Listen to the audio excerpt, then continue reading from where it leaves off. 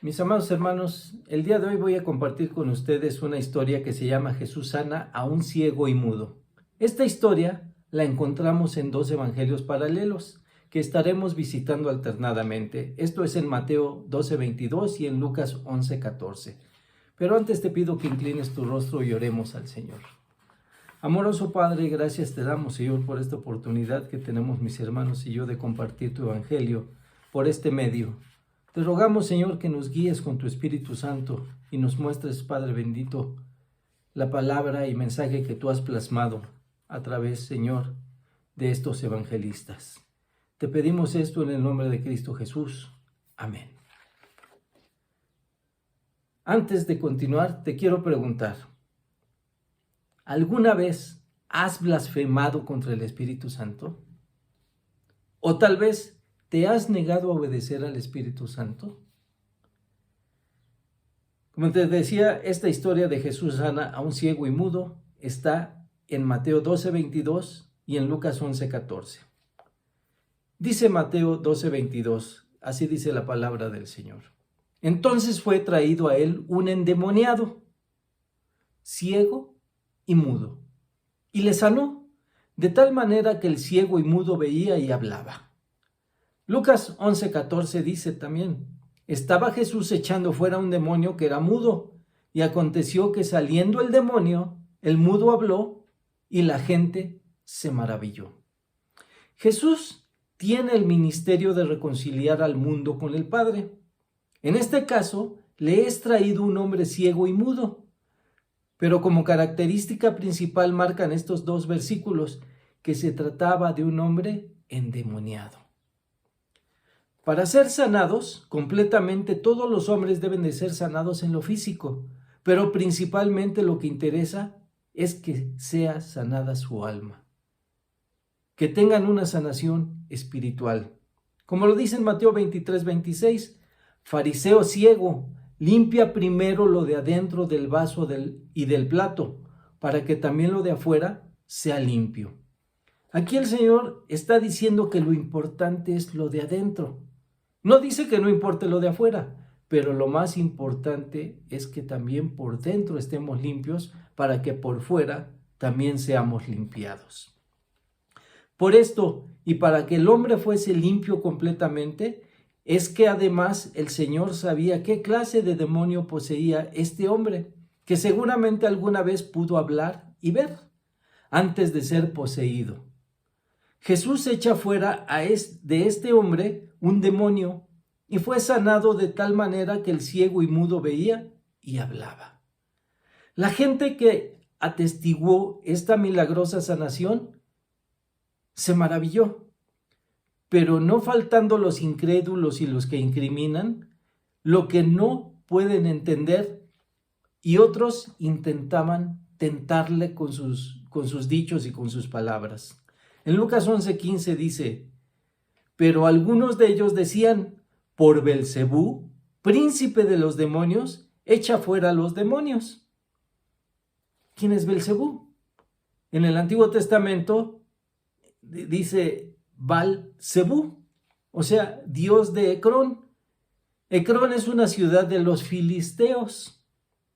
Ocosías, rey de Israel, que cae de una ventana y enferma, manda a consultar a esta deidad filistea. Fíjense, siendo un rey de Israel, en vez de consultar a Jehová, manda a consultar a Baal-Zebú. Que Elías se entera de esto, el profeta Elías, y es enviado por Dios para decirle, ¿acaso no hay Dios en Israel? ¿Te has olvidado que Israel tiene Dios? ¿Para qué consultas a otras deidades? Solo Dios exige la adoración. Solo Dios exige que a Él nos dirijamos como Padre. Y imagínense, este rey Ocosías, rey de Israel, manda a consultar a un Baal. Y dice el Señor, dile a este Ocosías que por tanto morirá.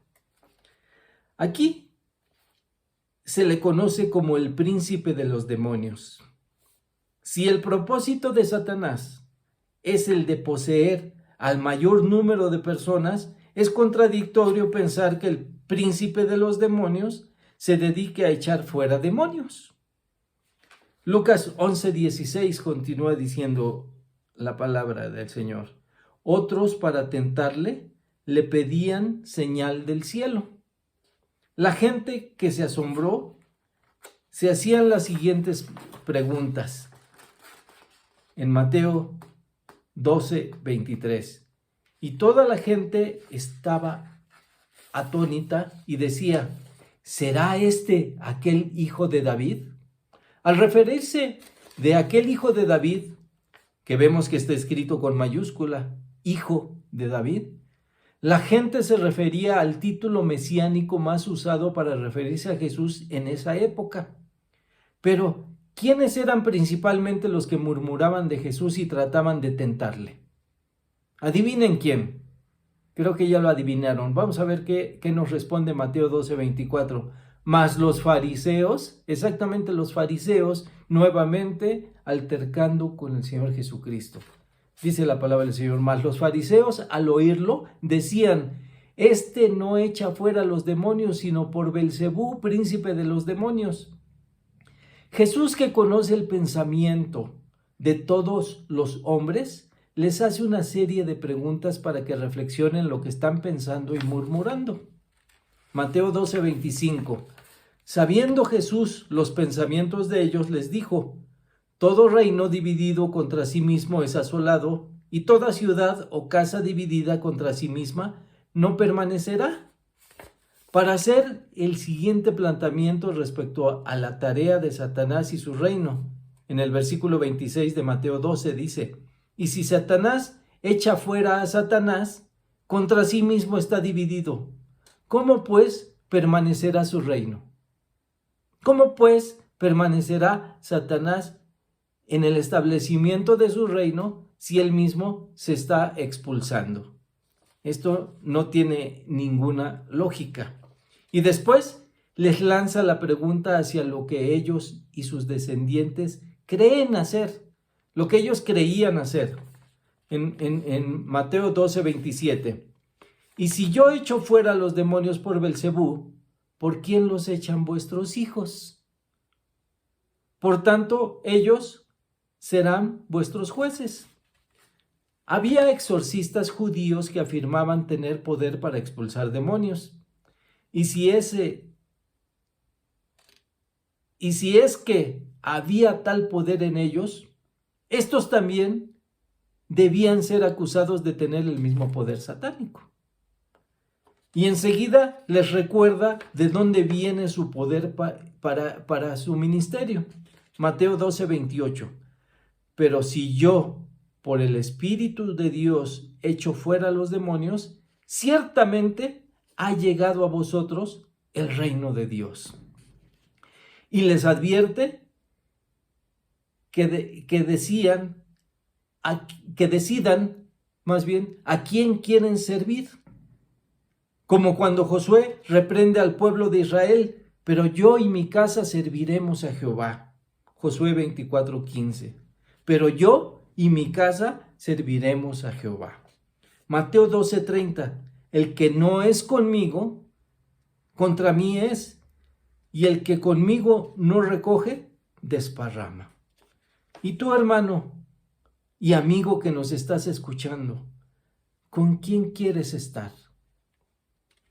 Lucas 11:22 continúa diciendo, pero cuando viene otro más fuerte que él, le vence.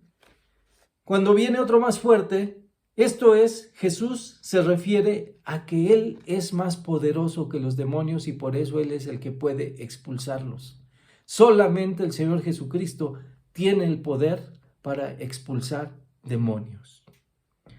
Aquí hago un paréntesis. Nosotros, como cristianos, no hemos sido enviados a expulsar demonios, sino a compartir el Evangelio, a predicar el Evangelio a toda criatura, a compartir y a extender el reino de Dios.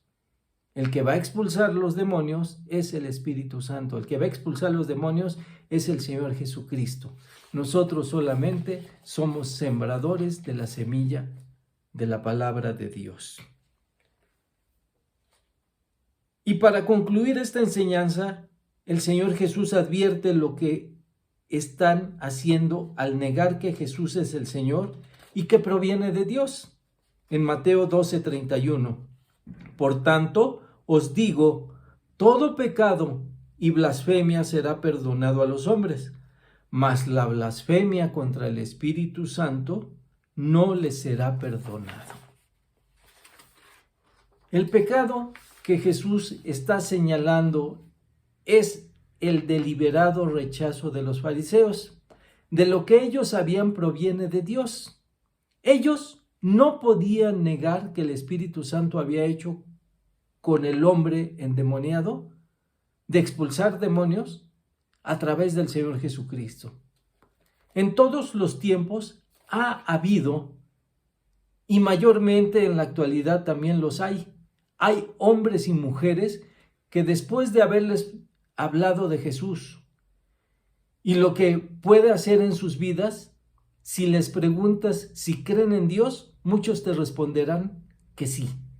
Pero si les preguntas qué opinan de tener una relación personal con Cristo, hay un gran número que te dirán que lo deben pensar y muchos lo rechazarán. Al rechazar la invitación del Espíritu Santo para recibir a Cristo como tu Señor y Salvador, que vino a morir en la cruz para pagar por los pecados de todos con su vida y darnos así la salvación, salvarnos de la condenación eterna, es precisamente esta la blasfemia contra el Espíritu Santo y que no será perdonada, como lo dice en Juan 3:18.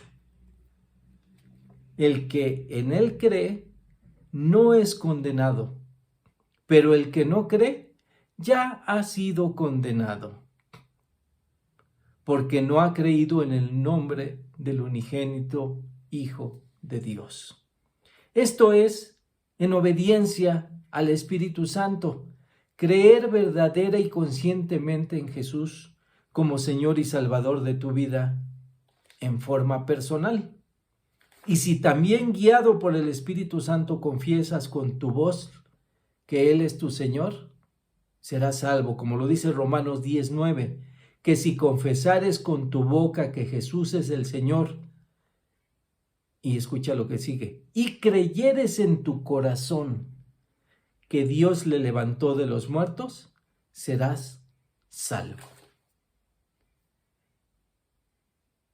Si confesares con tu boca que Jesús es el Señor, en obediencia al Espíritu Santo que te lo está diciendo, y creyeres en tu corazón, porque el Espíritu Santo te está dando ese creer que le levantó de los muertos, entonces serás salvo. Inclina tu rostro y oremos al Señor. Bendito Padre, gracias te damos, Señor, por esta oportunidad que tenemos de compartir tu Evangelio y de escuchar, Señor, este mensaje que tú preparaste para nosotros el día de hoy. Te rogamos, Señor, que quede grabado en nuestra mente, pero principalmente en nuestro corazón, y que el Espíritu Santo haga la obra en todos los que lo estamos escuchando, Señor, para que podamos confesar que Jesús es nuestro único y suficiente Salvador, y así, Señor, podamos, Padre bendito, ser salvos. En el nombre de Cristo Jesús te lo rogamos. Amén.